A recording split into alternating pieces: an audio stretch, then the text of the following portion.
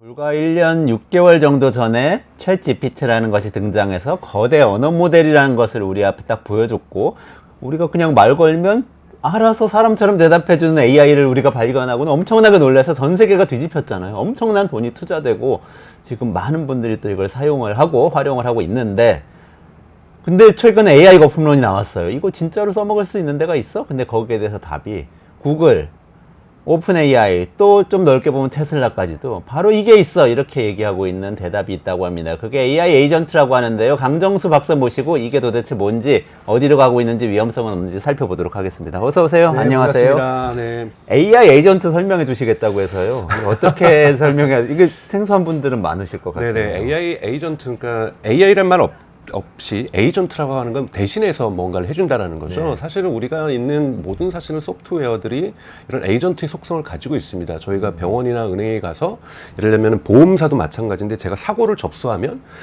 보험 쪽에서 판단하기 전에 기본적으로 접수된 걸 갖다가 분석을 해서 이걸 어떤 사고다, 뭐 어떤 상해다 이렇게 분류해 주는 거, 이런 걸 RPA라고 해서 이런 자동화 솔루션들은 다 가지고 있거든요. 근데 이것을 사람이 하던 이런 자동화 분류를 인간이 해준다. 이것이 또 에이전트라고 볼 수가 있고요. 그 전에 조금 나아가면 쉽게 더 설명을 하면은, 사실 LLM, 거대 언어 모델이라는 것 또는 챗 GPT라는 것은 아직까지는 테크놀로지 그 자체예요. 우리가 이제 테크놀로지 기술이 나오면 이것을 흔히 말해서 조금 이제 전문 용어로는 프로덕트 마켓 핏이라고 해서 이 프로덕을 이 시장에 맞게끔 딱 내놔서 저희 부모님도 사용할 수 있고 또는 여러분들의 자녀분들도 사용할 수 있게끔, 많은 대중이 사용할 수 있게끔 변형을 시켜줘야 되는데, 챗 GPT 그냥 백지만 따고 무엇이든지 물어보세요. 뭔가 마술상자 같은데 잘 어떻게 써야 될지도 모르겠고 이걸 어떻게 응용해야 될지 모른다는 것은, 아직까지 이것이 정말 우리가 일상적으로 쓸 수 있는 상품과 제품으로 전환되지 않았다라는 것이 지금 LLM이 가지고 있는 기술에만 머물러 있다는 거예요. 그래서 지금 많은 논쟁들이 뭐냐면, 이것이 상품화되기 위해서는, 생각을 해보세요 여러분. 과거에 아주 오래전에, 젊으신 분들은 기억 못했지만 MS-DOS가 있었어요. 도스가 있었는데, 네, 그걸 먼저 여기 파일을 지우려고 해도 딜리트 쳐야 되고, 네. 일반인들이 사용하기 되게 어려웠어요. 그런데 이것을 획기적으로 바꿔줬던 것이 GUI라고 해서, 그래픽 유저 인터페이스라고 해서 버튼을 클릭하면은 여기 윈도우인가요? 지금은? 그쵸. 지금의 윈도우라든지 매킨토시죠. 이런 게 나오면서 이제는 일반 대중들도 이 윈도우라는 걸 쓰게 됐었고, 그 전에 도스라는 것은 명령어를 다 암기한 일부 사람들만 쓸 수 있었던 거죠. 그래서 GUI가 나오면서 기본적인 서비스로서 대중화를 맛봤던 것처럼, 지금 논쟁이 뭐가 붙고 있냐면, 이 AI는 하나의 기술인데 이 AI에 어떠한 UI나 UX라고 하죠. 이걸 붙여줘야 사람들이 좀 더 쉽게 쓸 수 있을 것인가. 여기에 대한 논쟁들이 다방면으로 진행되고 있는데, 그것이 에이전트다. 그래서 에이전트라는 건 예를 들면 그런 거죠. 지금 챗 GPT한테 그런 건 못해요. 나 다음 주에 오사카를 갈 건데 가장 저렴한 비행기 표를 찾아줘. 그거는 못하죠. 못하죠. 근데 이거를 할 수 있습니다. 할 수 있는 건 뭐냐면, 이 AI가 서치, 비행기와 관련된, 예를 들면 구글의 구글 플라이트라는 것이 있고, 우리가 익스페디아라는 것이 있고, 뭐 여러 가지 비행기 표를 각자 찾는 것이 있잖아요. 여기에 가서 자기가 대신 찾아주는 거예요. 찾아주셔서 와서 결과값을 보여줄 수가 있거든요. 이렇게 내가 물어본 것을 가지고 외부에 있는 툴과 결합해서 그 정답을 찾아가지고 저한테 보여주는 것, 이것도 에이전트입니다. 그러니까 에이전트라는 것은 거대 언어 모델이 독립적으로 답변을 주는 것이 아니라, 우리가 가지고 있는 수많은 다양한 도구들, 이 도구들에서는 스마트폰으로 치면은, 예를 들면 제 스마트폰에서 나 좀 있으면 점심 약속이 여의도에 있는데 여기서 여의도까지 여의도역까지 얼마 걸리는지 좀 알아봐줘. 그러면은 저의 티맵이나 네이버 앱을 켜가지고 계산해가지고 저한테 그 답을 알려줄 거 아니에요. 그러니까 즉 저희 스마트폰에 있는 다양한 앱들도 하나의 도구들이죠. 이 도구들을 활용해서 저에게 정답을 AI가 알려준다면 훨씬 더 제가 이제 편하게 쓸 수 있고 유용하게 쓸 수 있고, 여기서의 UI라고 한다면 보이스겠죠. 목소리로 제가 한다. 이것도 하나의 형태가 될 수가 있는 거고, 이런 것들이 이제 기업들 같은 경우에서는 이 상대방의 게임 같은 경우에도 게임에다가 이 에이전트를 적용하게 되면은 내가 예를 들면 어떤 것을 이 장비를 구매해서 무기를 구매해서 이러면서 이제 캐릭터를 발전시켜 가지고 게임을 하게 되는데 상대방이 어떤 역할을 할 것인가도 제가 하는 것에 대해서 행동을 보고서 상대방이 어떻게 저하고 대결을 펼친다. 이것도 에이전트가 프로그래밍을 할 수가 있습니다. 그래서 이런 것도 가능한 거고 또 자율주행 이것도 사실은 에이전트의 목표지까지 도달하는데 나의 브레이크 시스템과 가속 페달과 그리고 센서에서 오는 다양한 데이터들을 이용해서 다양한 툴을 이용해서 목표지까지 나를 도달시켜줘. 이러한 전체적인 이 프로그램을 짜는 것을 원래 사람이 했었는데 네네. 이걸 AI가 한다. 그럼 이것도 에이전트라고 할 수 있어서 에이전트는 대단히 폭넓게 지금 사용할 수 있고 특히 지금 쟁점이 되는 것은 검색이죠. 검색에서도 생성형 AI가 예를 들면 퍼플렉시티 지금 이제 네네. 한국에도 이제 대중화가 될 가능성이 조금 있는 것이 9월 5일 날 이제 발표를 하고 이제 본격적으로 시작되는데 SKT에서 퍼플렉시티랑 이제 서비스 결합을 하죠. 그래서 SKT 고객에게는 정확한 시점은 안 알려져 있지만 퍼플렉시티를 무료로 제공하게 됩니다. 그래서 SKT 같은 경우에도 이제 검색 서비스를 하게 되는데 이 검색 같은 경우에도 AI가 우리가 물어보는 질문에 가지고 와서 언론사라든지 어떤 사이트라든지 데 가서 정보를 가지고 와서 우리가 원하게끔 이렇게 답을 정리해서 답변해 주는 것. 이것도 사실은 에이전트 기술이라고 볼 수가 있습니다. 아, 그게 다 에이전트군요. 예. 종합해보자면 예를 들면은 지금 사실은 어디 내가 출장 가야 되는데 교통편을 알아보자 이렇게 생각했을 때 스마트폰 앱으로 다 할 수 있잖아요. 그럼에도 불구하고 근데 비서를 쓰시는 분들이 기업의 CEO 분들이나 이런 네. 분들이 계신데 보면은 그게 뭐냐면은 기차 예약도 해야 되고 택시도 불러야 되고 네. 한데 이 두 가지를 다 하려면 나의 시간이 10분이 더 든다. 네. 이거를 아끼기 위해서 난 비서를 쓴다. 이런 식으로 얘기를 해요. 근데 그 비서 역할을 하는 AI가 에이전트인 건가요? 그렇죠. 에이전트이죠. 에이전트가 정말로 여러 가지 형태 있는데 말씀하셨던 그런 것들도 가능해죠. 예를 들자면 오사카 여행을 간다 그러면 비행기표도 알아보지만 비행기표가 가장 싼 것이 이때가 있는 거예요. 그럼 호텔도 같이 연결해서 그렇죠. 이제 이 호텔은 이걸로 예약하는 것이 좋겠습니다라고 저에게 답변을 주는 것. 즉 다양한 복수의 툴들, 복수의 앱을 이용해서 제가 원하는 목표를 즉 오사카 203일을 가장 저렴하면서도 내가 원하는 상태로 또 거기에다 저는 예를 들면은 피부 알러지가 커서 예를 들면 태양을 많이 쓰면은 뭔가 안 좋아요. 그래서 선크림도 많이 발라야 돼요. 그러면 그 다음에 뭘 하냐면은 그때 오사카 날씨를 계산해서 그때 또 그 다음에 이제 건강청 같은 데 들어가서 그때는 어느 정도의 선크림을 바르는 것이 좋을지도 계산해서 자, 오사카 2박 3일 가장 저렴한 비행기로 이렇게 가시고 호텔은 여기 묵으시고 그날 선크림은 이 정도를 발라야 되니까 선크림 휴대용 요 정도를 가져가 주세요 라고까지 해서 복잡한 문제에 대해서 저희 말씀하셨던 비서처럼 여러 가지 툴들에서 여러 가지 앱에서 답을 종합적으로 찾아내는 것 이것이 에이전트고 이때야 비로소 많은 사람들은 아 AI가 정말 도움이 되는구나. 왜냐하면 AI로 글 쓰는 거 도와달라, 뭐 업무를 도와달라 이거는 매우 이제 업무에 제한된 거고 정말 대중화가 되려고 한다라면 저희 부모님이나 또는 뭐 자녀 뭐 20대나 30대나 다들 각자에게 필요한 숙제와 과제가 있는 거잖아요. 이런 부분들을 종합적으로 처리해 줄 수 있는 것이 에이전트고 이 에이전트를 지금 만들기 위해서 구글이나 오픈 AI나 애플이나 마이크로소프트나 미국의 빅테크들이 다 달려들고 있습니다. 그렇군요. 그 아까 오픈 AI하고 퍼플렉시티 얘기를 네. 좀 해주셨으니까 네. 그 얘기부터 좀 자세히 해주시면 좋을 것 같아요. 그것도 에이전트라고 하신 거잖아요. 네, 네, 그 네. 어떤 의미에서 그런지. 에이전트라고 얘기해 하면 주시죠. 예를 들면 거대 언어 모델은 여러분 아신 것처럼 과거의 데이터를 가지고 학습을 했습니다. 예를 들자면 오픈 AI 같은 경우에도 지금 챗GPT는 2023년 4월까지의 데이터를 가지고 업데이트했고 이거를 최근에 늘려서 2023년 10월까지의 데이터로만 업데이트를 한 거예요. 그러면 그 이후에 일어났던 예를 들면 뭐 올림픽에서 누가 금메달을 땄는지는 알 수가 없는 거죠. 그러니 이 친구들이 근데 사람들한테 물어보는 것은 이번에 양궁에서는 누가 금메달 땄어? 물어볼 수도 있는 거고 탁구에서는 누가 금메달 땄어? 수영에서는 100m 또는 400m 계주에서는 어느 나라가 이겼지? 이걸 물어본다면 답변할 수가 없지 않습니까?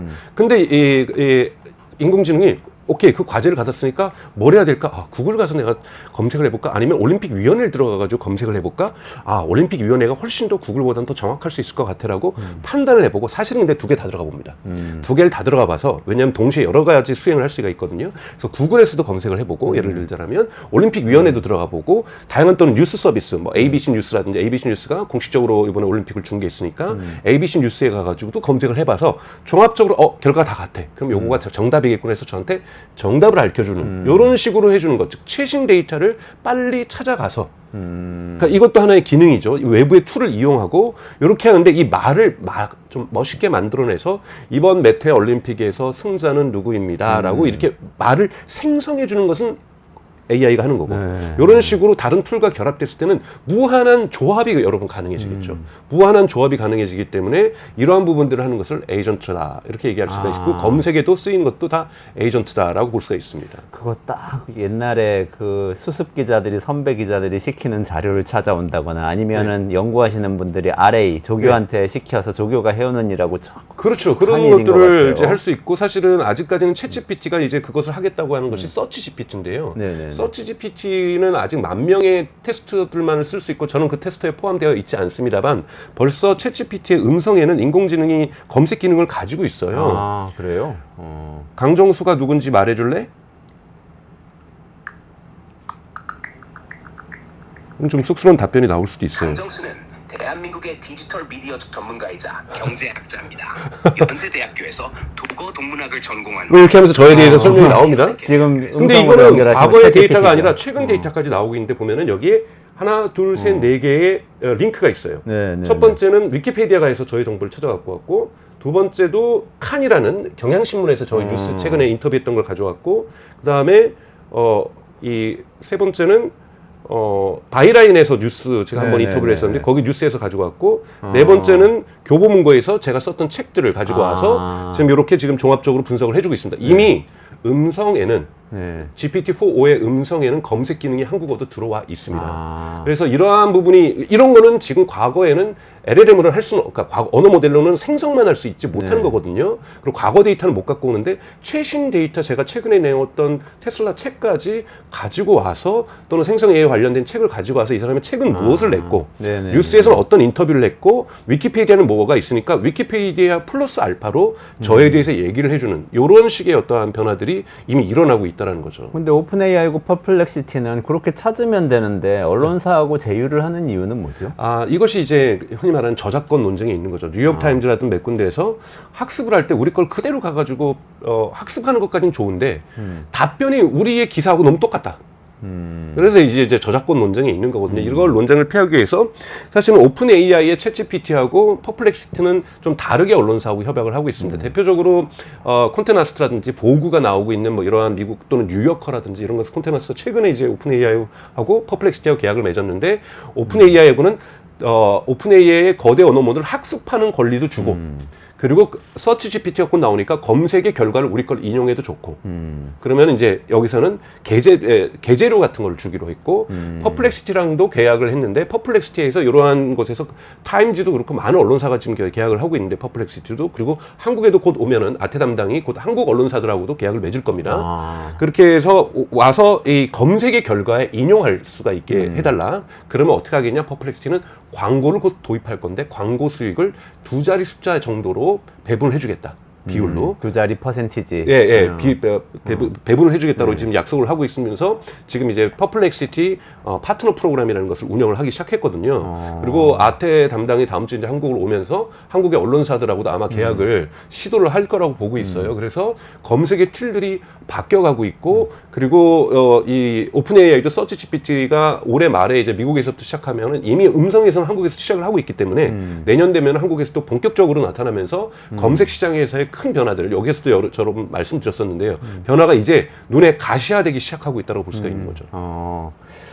근데 데자비 같은데요. 예전에 인터넷으로 많은 분들이 뉴스를 접하기 시작할 때 네이버가 나와가지고 네이버가 언론사들하고 제휴를 다 맺었잖아요. 한국 언론사들하고. 그래서 네이버는 검색 광고로 돈을 많이 버는데 그 중에 일부를 이 기사를 네이버에 싣는 대가로 주겠다 해가지고 지금 한국 언론사들의 상당수가 또 그 돈을 받아서 운영을 또 해오기도 하고 이런 과정이 있었는데 그것에 또 동전의 반대면은 네이버에 다 종속돼가지고 이제 네이버를 통해서 뉴스를 보지 사람들이 우리 회사 사이트로 안 들어온다 이렇게 되기도 하고. 그렇죠. 근데 그래서 이제 지금 퍼플렉시티는 사실은 그 문제가 이슈가 있어요. 퍼플렉시티의 넥스트 버전에는 뉴스라는 것도 있고 쇼핑이라는 것도 있거든요. 그렇기 때문에 뉴스가 어떻게 소비될지는 뭐 예를 들면 오늘의 주요 뉴스를 정리해줘 뭐 이런 것들이야 검색 결과로 뿌려지는 건 뉴스 뭐 서비스 업자 입장에서도 크게 나쁜 건 아닌데 예를 들면 오늘의 주요 뉴스를 그냥 명록별로 쭉 보여주고 거기서 그냥 소비를 해버리게 된다는 네. 문제가 될 수가 있거든요. 요약해줘, 그러면. 뭐 이런 좀 문제가 될 수가 있죠. 네. 사실은 특히 또 예를 들자면은 한국은 이제 유사한 뉴스가 많이 있잖아요. 그래서 사실은 소비자들이 가서 스크롤하면서 선택을 하는 건데 유사 서비스는 다 묶어가지고 예를 들면 한국의 주요 언론사 5대 언론사랑만 예를 들면 퍼플렉시티가 계약을 해요. 그럼 사실 5대 언론사가 대부분 커버를 하거든요. 아주 가끔 쟁점이 다른 것만 빼놓고는 이러면 여기에서 주요 뉴스를 소비할 때 이 5대 뉴스 외에는 전혀 소비가 안 되는 시대가 올 수도 있다라는 부분에서 사실 언론사들은 대단히 긴장을 하고 있죠. 그래서 누가 먼저 퍼플렉시티랑 계약을 하느냐, 누가 먼저 서치 GPT랑 오픈 AI랑 계약하느냐, 대단히 지금 한국에도 눈모르는 지금 겉으로 드러나지 않은 물밑 경쟁이 사실 제가 알고 있는 범위 내에서도 치열하게 지금 진행되고 있습니다. 어떤 지금 미국까지 찾아가서 계약을 맺겠다는 기업들도 있고요. 언론사도. 그래서 지금 이런 부분들이 한국에도 내년 2025년에는 뉴스 소비에서도 지각 변동은 분명하게 일어날 거라고 보고 있습니다. 그러면 국내에서 아주 높은 순위에 있는 언론사들도 거기 들어갈 수밖에 없는 어쩌면 그렇죠. 적극적으로 들어가야 되는 그런 상황인 거네요. 그렇죠. 왜냐하면 컨테나스트가 뭐라고 얘기를 했냐면 카피라이트 지금 저작권 논쟁하는 거는 답 나오는데도 재판 결과도 한 3년은 걸릴 거고. 근데 그 사이에 그 기술은 더욱더 진화해서 사람들이 이쪽으로 가버리면 그거 저작료 학습하는 데가 받는다고 해서 그거는 과거 데이터만 받는 건데 앞으로 그러면 오픈 AI랑 아무런 협업도 못하게 되는 것보다는 차라리 지금 돈 받으면서 협업하면서 거기에 우리의 가시성, 우리가 잘 드러나게 하는 것 이것이 훨씬 더 중요하다라고 판단하고 있는 거예요. 그러니까 뉴욕타임즈 같이 인공지능이고 뭐가 하는 독보적으로 구독자가 많아서 뭐 어차피 뉴욕타임즈에서 다 소비할 사람들이 많다라고 한다라면 이런 데는 오픈 AI랑 싸울 수 있고 사실 싸우다가도 합의할 수 있는 거거든요. 합의할 수 있는데 나머지 같은 경우는 빠른 속도로 오픈 AI라든지 또는 구글 오버뷰라든지 또는 뭐 이 퍼플렉시티랑 합의를 할 거라고 좀 보고 있습니다. 퍼플렉시티는 사실은 미국에서도 그렇고 노리고 있는 것은 헤비 유저들 하루에 한 100회 이상 검색을 하는 사람들, 이런 사람들을 대상으로 하는 서비스거든요. 그런데 이거를 SKT가 협업 파트너로 결정을 해서 대중화하겠다는 전략을 한국에서 지금 하고 있기 때문에 사실 어떻게 확산될지는 좀 지켜봐야 될 문제이긴 합니다만 언론사 입장에서는 매우 같이 갈 것이냐 못 갈 것이냐 대단히 중요한 기로에 서 있다고 볼 수가 있습니다. 그러네요. 그리고 예를 들어서 퍼플렉시티가 SK텔레콤하고 제휴를 해서 네. SK 통신 서비스 가입자들에게 퍼플렉시티 서비스를 기본으로 제공할 경우에 사람들이 그걸 많이 쓰게 되면 여기서 답이 나오는데 우리 회사의 컨텐츠가 거기 등장하지 않으면 네. 뒤처지게 되는 거겠죠. 그렇죠. 그리고 이제 SKT 같은 경우는 그래서 다음 주에 퍼플렉시티 전체 대표가 한국에 옵니다. 한국에 와서 SKT의 초청으로. 왜냐하면 그래서 이제 공식적인 서비스 계약을 맺었기 때문에 SKT는 이제 AI 서비스로 네이버를 이겨보기 때문에 네. 뭐 이런 각오도 가지고 있는 거기 때문에 대단히 큰 판의 변화가 한국에서 사실은 되게 의외로 SKT가 이 수를 두면서 변화될 수 있는 가능성이 열리고 있는 거죠. 근데 네. 네이버 때는 그래도 우리가 많이 뭐 비판도 하고 그랬지만 한국 회사니까 그래도 한국 사람들 한국 서비스 쓰고 돈도 벌면 한국에서 버는 거고 한국 정부가 혹시 뭐가 잘못되면 규제도 할 수 있겠지. 독점 기업이라고 제재할 수도 있고 그런 생각이 있었는데 오픈 AI하고 퍼플렉시티를 우리가 어떻게 할 수 없잖아요. 돈도 그들이 다 가져가는 거고 한국 사람들도 그럼 다 미국 서비스 쓰게 되는 거예요. 그래서 이제 요즘 네이버가 맨날 외치고 있는 게 두베린 AI라고 해서 소버린 AI 뭐 해가지고 일체 그 흔히 말하는 국뽕이죠. 네. 에서 한국 국적의 AI가 있어야 된다라고. 국적 AI. 예. 뭐 이런 걸 얘기 많이 하고 있어요. 근데 그래서 뭐 저도 뭐 반대하는 거 아니에요. 한국에도 의미 있는 서비스가 기술 독립성을 위해서 저는 네이버가 잘 되길 바라고 있어요. 근데 바라고 있는 것과 현실적으로 지금 네이버에서도 지금 AI 검색 서비스라는 Q라는 것이 있거든요. 저도 Q를 종종 사용하는데 답의 근거를 대부분 네이버 블로그에서 찾고 있거든요. 정말 저는 검색 결과가 신뢰하기가 정말 어려워요. 그래서 지금 네이버도 지금 그래서 지난주에는 또 이번 주죠. 음성 서비스도 이제 시작을 하겠다 그래서 멀티모달 했는데 아직까지 음성으로 입력하는 것만 가능하지 결과를 물어보면은 다시 네이버 검색을 보여주거든요. 그래서 제가 또 스크롤해서 봐야 돼요. 이러한 지금 부족한 수준의 어떠한 AI가 답을 생성해서 음성으로 다시 들려주는 것이 아니라 음성으로 물어보면 시각적으로 결과를 네이버 검색을 아예 해서 그냥 네이버 검색 창을 그냥 보여주는 아직까지는 많이 떨어지고 있고요. 그리고 사실은 언어 모델 같은 경우에는 이미 경쟁 구도가 결정이 난 거라고 저는 보고 있어요. 그러니까 지금 6대 언어 모델로 중국을 뺀다라면 결정이 났습니다. 오픈 AI의 챗GPT, 그 다음에 엔트로픽의 클로드, 그 다음에 구글? 메타의 구글의 제미나이, 그 다음에 메타의 라마 오픈 소스죠. 그리고 최근에 X.AI 일론 머스크가 갖고 있는 그록 2 이 수준이 지금 동일한 수준으로 지금 거의 왔거든요. 여기에 프랑스의 미스트랄, 요 정도의 6개 정도의 그러니까 즉 커머더티가 다 돼버린 거예요. 이제는 이거를 개발하는 게 중요한 거냐? 이건 6개 기업에서 알아서 할 일이고 이걸 응용한 서비스를 어떻게 만들 것인가? 퍼플렉시티도 지금 챗GPT를 활용하고 있는 거거든요. 그래서 응용한 서비스를 어떻게 만들어서 각각의 에이전트를 하느냐? 여러분 이런 것들이 사실은 국방에도 쓰이고 있어요. 국방에도 쓰이고 있고 정말 다방면에서 이 서비스를 어떻게 활용해서 의료는 어떻게 활용할 것이고 국방에는 어떻게 활용할 것이고 로봇 산업에는 어떻게 할 것인가? 여러분 오픈 AI 챗GPT를 활용해서 지금 피규어 02가 나와서 BMW 공장에서 조립하기 시작했잖아요. 이런 에이전트 산업들이 지금 그러니까 이것을 응용 서비스인 거죠. 이런 부분들이 지금 대단히 가속화가 되고 있다. 검색에서뿐만이 아니라는 거죠.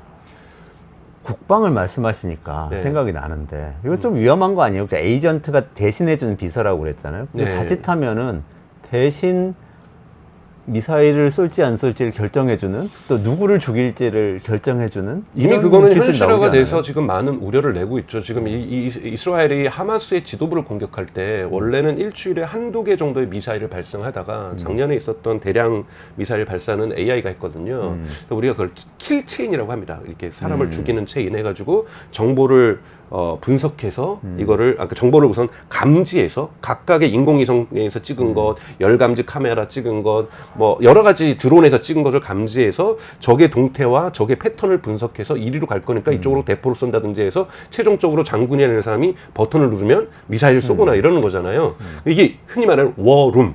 작전실 이런 데 보통 우리가 영화를 보면 한 20-30명이 앉아 있었잖아요. 근데 요번에 이스라엘 같은 경우는 가스펠, 복음이라는 AI를 사용했는데 여기에 2명 들어가 있었다는 거예요. 2명 들어가 있으면서 미사일을 무려 100여 개의 미사일을 발사를 했습니다. 물론 최종 승인은 인간이 했어요. 지금 법적으로 유엔에서의 그 협약은 최종 승은 인간이 돼 있거든요. 이런 것이 있고, 미국도 공군이 작전 개념을 바꿔서 이건 공식화 있습니다. 뭐냐면 이제는 F-35가 뜨었을 때 과거에 드론과 F-35는 별도였죠. 왜? F-35는 다 인간이 조종하는 것 쪽으로 갔었던 거잖아요. 네네네. 그래서 지금까지 AI를 썼던 건 뭐냐면 인간이 훈련을 할 때 시뮬레이션. 네, 가상 전투기들이 적군이 왔을 때 어떻게 내가 피하고 이런 것들은 AI를 썼어요. 근데 이제 AI를 어디다 적용하기 시작했냐면 뭐 엔드릴이라는 기업이 이제 거기에 납품을 하게 됐는데 F-35하고 똑같은 속도로 날아가는 드론을 지금 만들고 있습니다.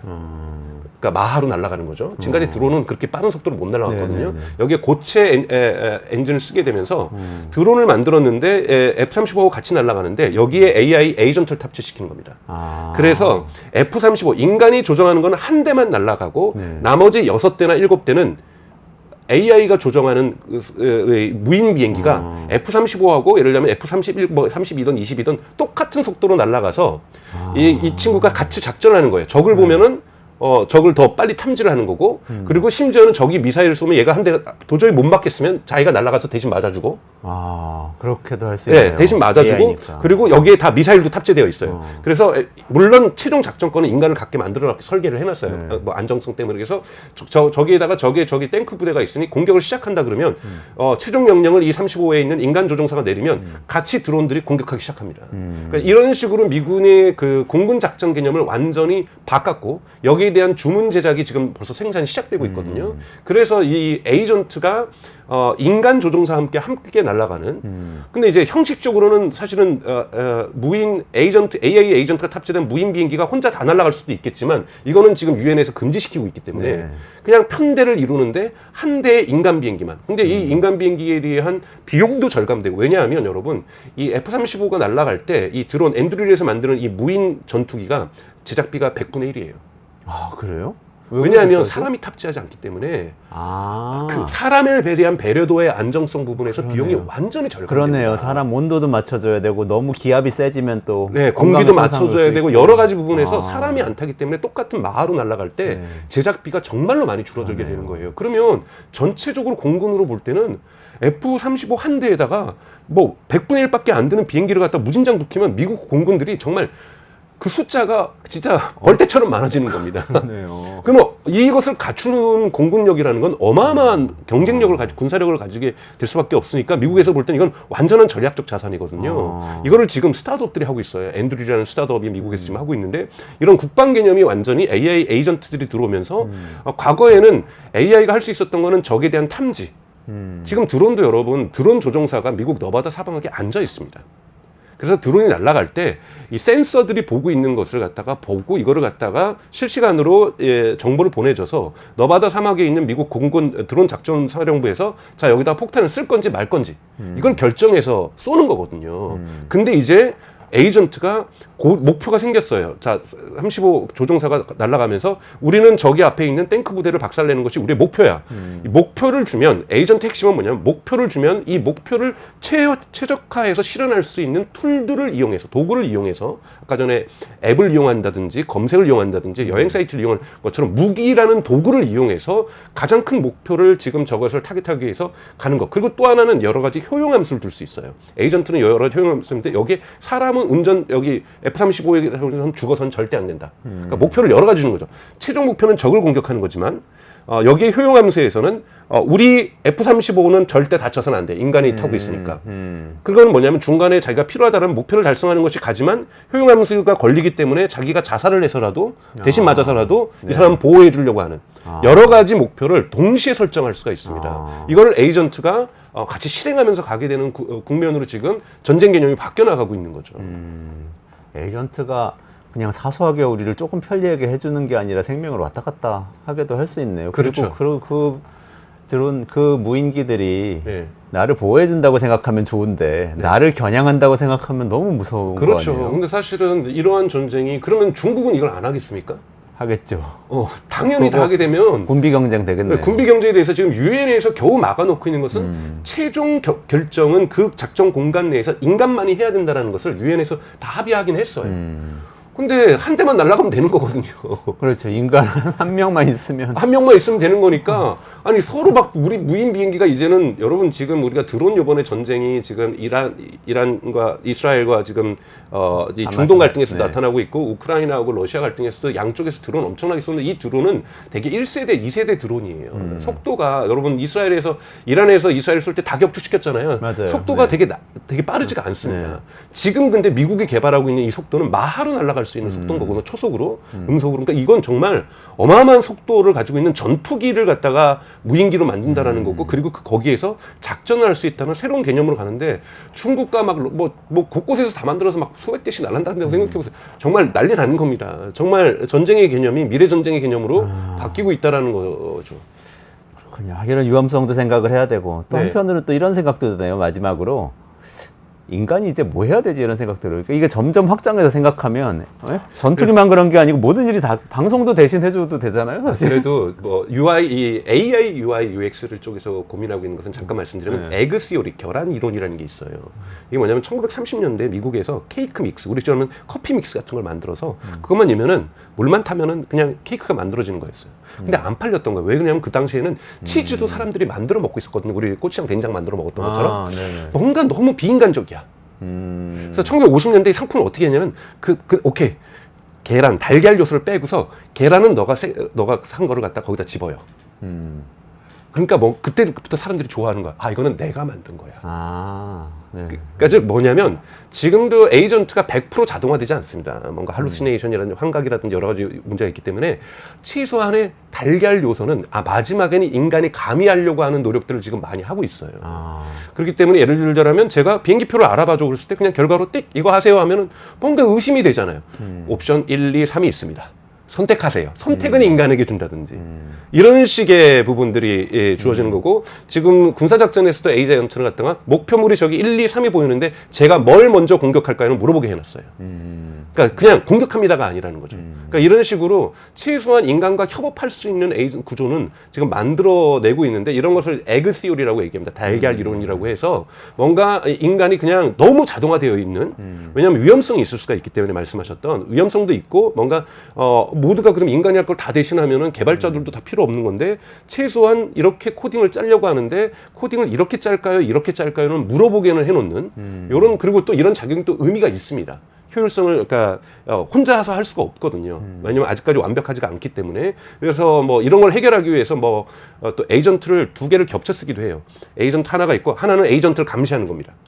그래서 얘가 오류가 있나 없나 이런 식으로 이제 멀티플 에이전트도 쓰고 있는데 여러 가지 방법론들을 지금 찾아내면서 지금 산업계는 이제 LLM 개발에서 거대 언어 모델 개발해서 거대 언어 모델의 다양한 응용 서비스를 어떻게 만들 것인가를 지금 에이전트라는 이름으로 지금 열심히 준비하고 있는 단계. 그래서 2025년은 많은 사람들이 에이전트의 해가 될 것이다. AI 에이전트의 해가 될 것이라고 얘기를 하고 있는 이유가 될 수 있습니다. 우리 회사 들어가면 제일 처음 배우는 게 직장 상사한테 뭐 안을 가져갈 때 네. 절대 하나의 안을 가져가지 마라. 2안, 2안, 3안을 가져가서 선택하실 수 있게 해드려라. 이런 거 배우는데. 네, 마찬가지로 에이전트도 인간에게 그렇게 할 거라는 겁니다. 그러면 인간은 이제 CEO 같은 역할을 해야 되는 건가요? 결정하는 역할? 결정하는 역할을. 아, 그렇군요. 네. 아, 우리 또 AI 에이전트란 새로운 개념에 대해서 배우면서 인간이 해야 될 새로운 역할이 뭔지까지 탐구해보는 그런 시간이었습니다. 강정수 박사하고 같이 에이전트 AI, AI 에이전트 이 개념에 대해서 살펴봤고요. 앞으로 이게 정말 AI의 새로운 성장 동력이 될 수 있을지 한번 같이 계속 살펴보면 좋겠습니다.